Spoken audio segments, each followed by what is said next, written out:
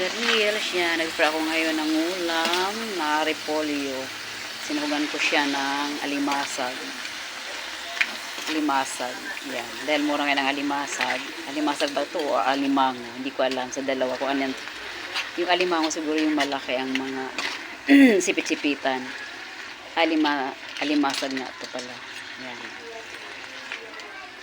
Para may iba naman, gulay naman tayo ngayon mga ka-reels. Yan, dito ang ulam ko for lunch. Ang aga ko magluto lagi kasi kapag naglalakad ako, sinasabay ko na yung mamalingki kasi mas maganda talaga mamalingki ng umaga kasi mga sariwa ang gulay. Yan.